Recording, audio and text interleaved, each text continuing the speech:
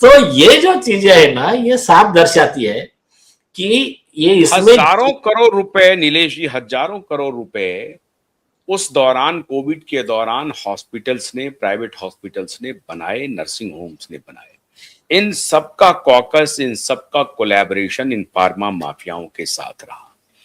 और अब इंपॉर्टेंट बात यह है कि जब कोर्ट में ये बात गई है तो सरकार ने खुद कहा है कि हमने ये कहा ही नहीं था कि ये मैंडेटरी है। सरकार भी भाग गई क्योंकि सरकार को पता चल गया, और फिर कोर्ट ने कहा कि नहीं, आपको लिखना पड़ेगा, एडवर्टाइज करना पड़ेगा कि आपकी दवा से साइड इफेक्ट्स हो रहे हैं, उससे क्या हो रही है, हार्ट अटैक हो रहे हैं, पैरालिसिस हो रहा है, ब्लड क्लॉटिंग हो रहा है, सडन डेथ हो रहा है, क्या क्या हो सकता है, ये आपको लिखना पड़ेगा। तो सवाल है कि ये क्यों नहीं लिख रहा है? अरे वो सब जाने दो, वो सब जाने दो। इनके ऊपर जो मर्डर का केस फाइल किया है किरण यादव जी ने, हितेश कर्वे के केस में, जो हाईकोर्ट में अभी हियरिंग पे है, उसमें तो स्पेसिफिक लिखा है ना। और प्रकाश पौरी जी ने देखो 12 लाख करोड़ का सूट फाइल किया है ये बाप बेटे के खिलाफ। तो साइरस पूनावाला, आदर पूनावाला, सीरम इंस्टीट्यूट, उनके पूरे डायरेक्टर सबके खिलाफ उसमें स्पेसिफिक दिया है। ये डेट है, ये डेट को 21 यूरोपियन कंट्री ने ब्लड क्लॉटिंग के, इनकी दवाई लेने से ब्लड क्लॉटिंग की वजह से डेथ हो रही है, इसके लिए बैन कर दिया। उसके बाद में ये दोनों बाप बेटे यहां पब्लिक को आके स्टेटमेंट दे रहे हैं, हमारी इनको, इनके नजर में इंडियंस बेवकूफ है, गिनीपिग है, ये हमको बेवकूफ समझ रहे। स्टेटमेंट क्या दे रही है कि बोले एकदम सुरक्षित है, किसी भी लोगों के नैरेटिव में मत जाइए। ये कह रहा था कि नहीं, हाई कोर्ट को कहना चाहिए, सुप्रीम कोर्ट को कहना चाहिए कि अगर कोई याचिका आए एडवर्स इवेंट का दवा के खिलाफ तो उसको तुरंत टेक डाउन करना चाहिए। कैमरे पर ये शख्स आके कह रहा है। सुनो वो विषय बाद में, पहली ये बात सुनिए। इन्होंने क्या कहा कि हमारा 100% सुरक्षित है। और वो अच्छा है कि उसने सवाल पूछा, मतलब इन्होंने खुद का मार्केटिंग करने के लिए सवाल पूछ पाया। बोले इसका कोई सीरियस तो कोई साइड इफेक्ट है नहीं, बोले जो भी होगा थोड़ा बहुत होगा, है? और वो भी नॉर्मल कवर हो जाता है, बोले सर दर्द वगैरह जो भी होगा, और ठीक है। फिर जब 21 कंट्री में बैन हो गया तुम्हारा ये डुप्लीकेट दवाई, तो तुमने यहां की जनता को क्यों नहीं बताया कि इससे डेथ भी हो सकता है? फिर डॉक्टर स्नेहल लुनावत का जब ब्लड क्लॉटिंग शुरू हुआ तो ये लिखकर दे रहे ईमेल पे, हमारे दवाई से, हमारे इंजेक्शन से ये साइड इफेक्ट होता ही नहीं है।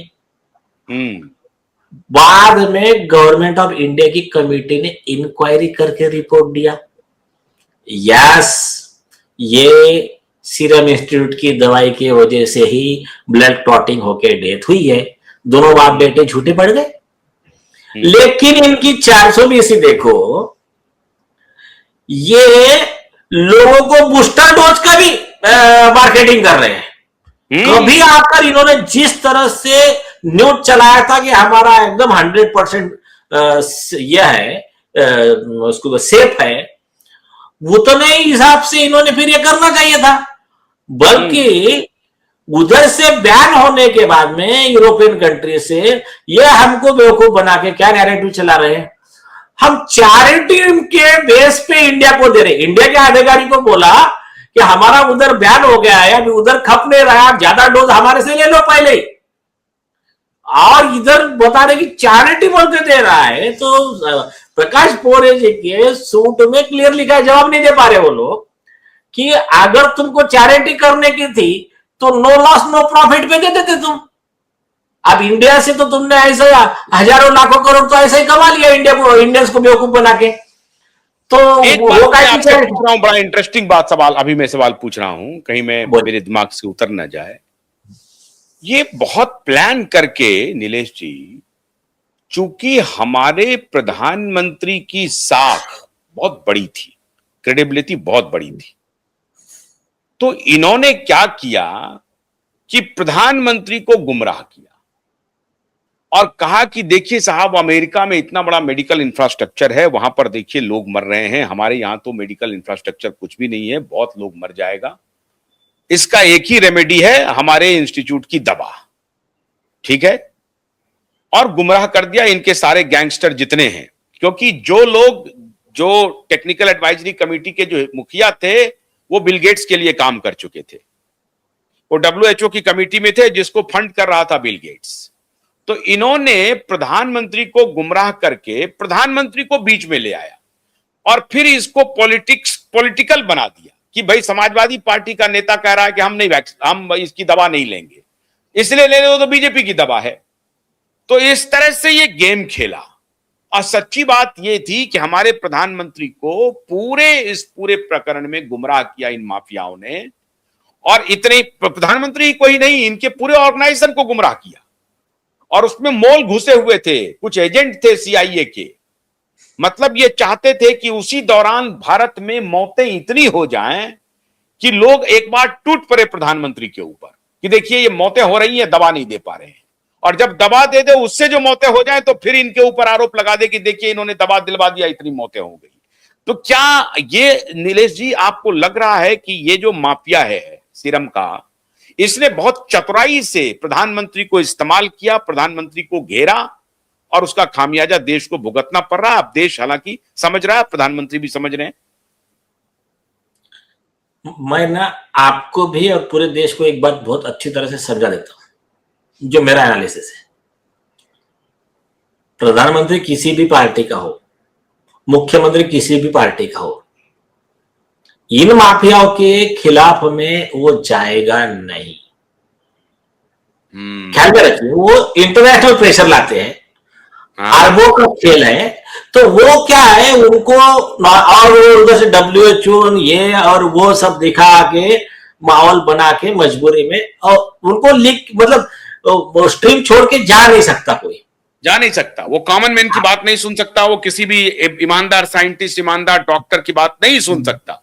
ये माफिया ने कब्जा किया हुआ है सिस्टम पर। हाँ, और क्या किया इन्होंने, सारा वो PHFI ये वो ऐसा पूरा नेटवर्क बना के रख दिया है। अब एक गौर कीजिए ना, एक छोटी सी बात, मुझे इतना बताइए, पोलियो सारे दुनिया में खत्म हो चुका है, इंडिया में खत्म हो चुका है,